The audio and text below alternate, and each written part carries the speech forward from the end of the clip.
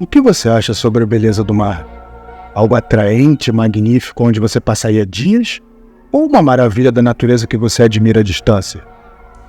Venha comigo, pois hoje irei te contar uma história sobre algo tão grotesco que você seria incapaz de acreditar que se esconde por trás de tanta perfeição.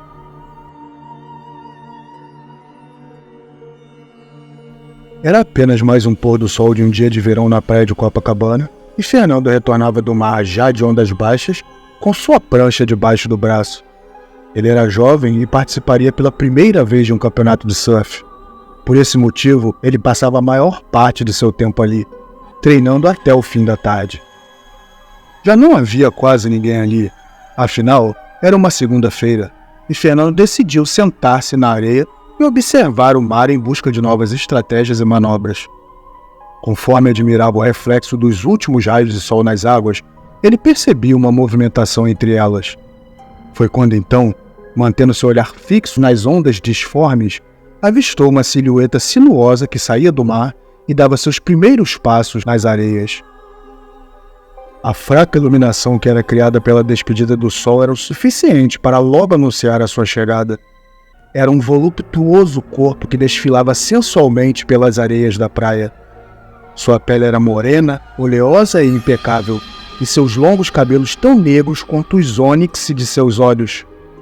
A formosidade de seu físico insinuava que ela pudesse ser uma atleta, e seu simples olhar que admirava a paisagem ao seu redor transbordava feminilidade enquanto cantarolava de boca fechada algo que ecoava pela brisa quente.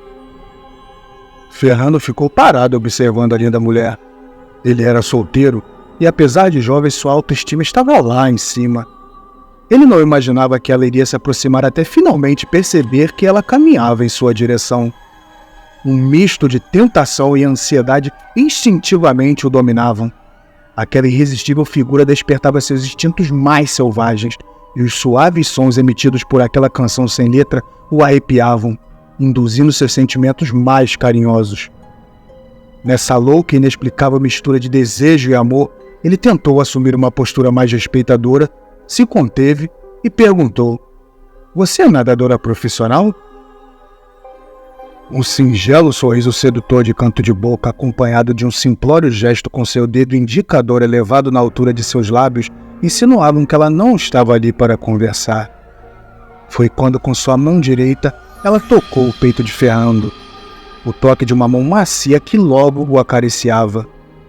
Incapaz de resistir além dali aos seus encantos, ele a tomou nos braços e se entregou àquele momento nas solitárias areias da noite.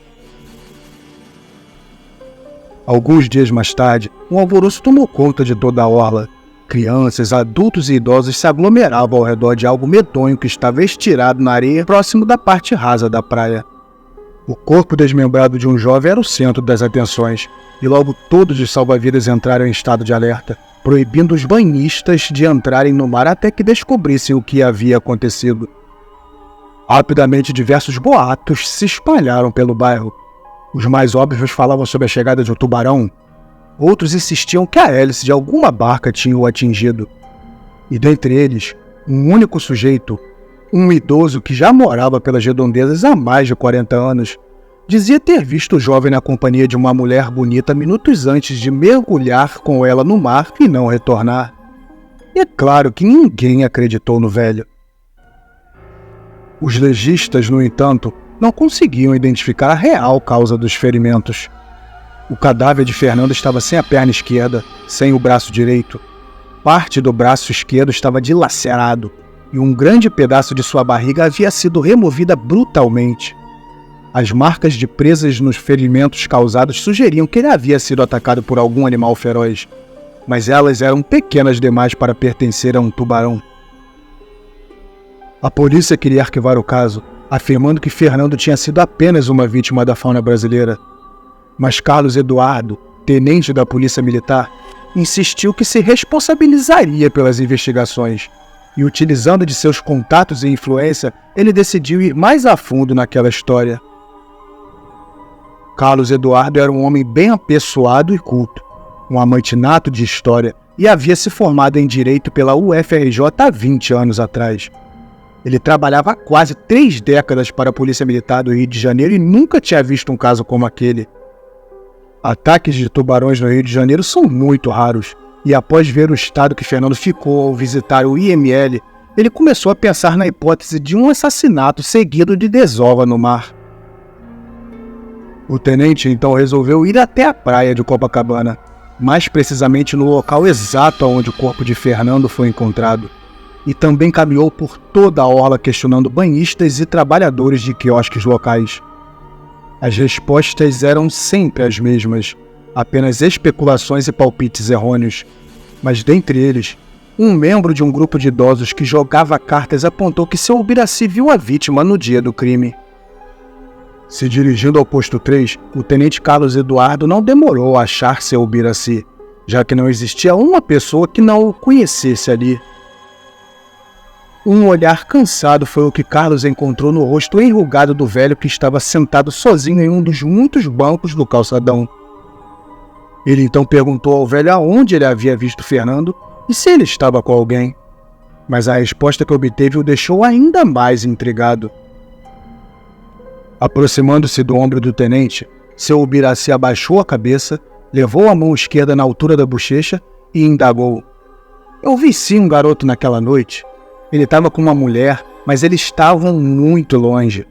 Eles estavam nos amassos bem... se é que o senhor me entende. Daí eles foram para a água, né?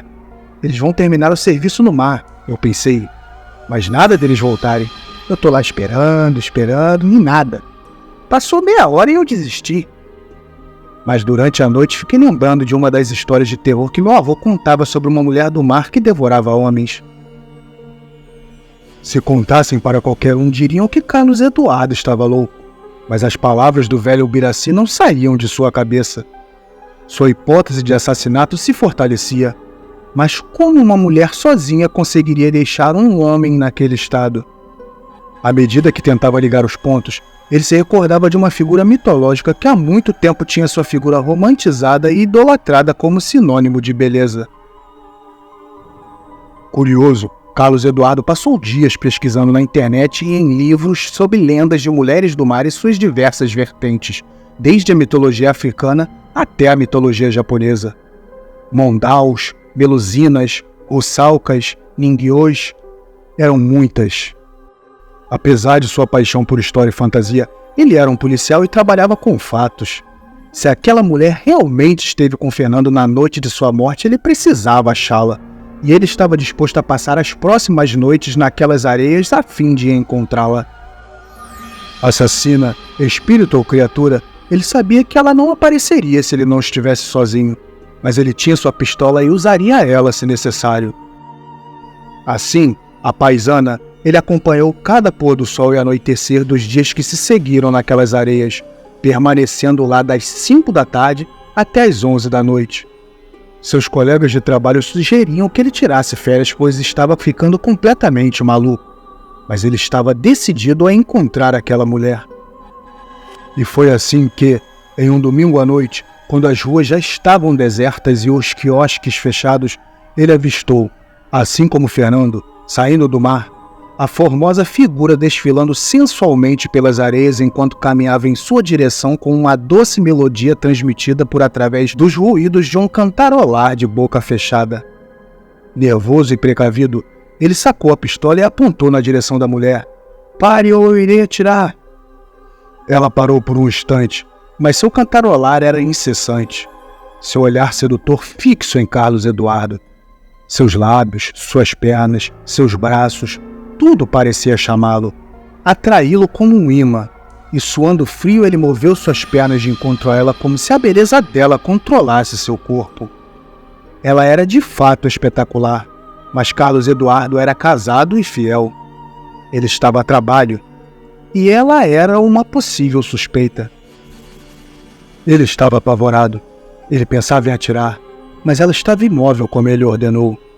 Ele pensava em questioná-la, mas seus ouvidos queriam continuar ouvindo a doce melodia. Ele queria manter a distância, mas seus braços queriam tocá-la. E foi dessa maneira que, mesmo temendo por sua vida, o desejo de seu corpo falava mais alto conforme ele derrubava a pistola no chão e já se aproximava o suficiente para que a pegasse pela cintura. Carlos Eduardo tremia em uma macabra mistura de medo e atração. Ele sentia que estava diante de algo ameaçador, algo extremamente perigoso, mas não conseguia resistir por mais que tentasse. Ela então se virou de costas e caminhou em direção ao mar. Tudo o que ele queria naquele momento era segui-la. Quando na beira do mar seus olhos pareciam convidá-lo para o que tanto ele desejava, ele finalmente guiou seus lábios em direção aos dela, temendo o que poderia encontrar.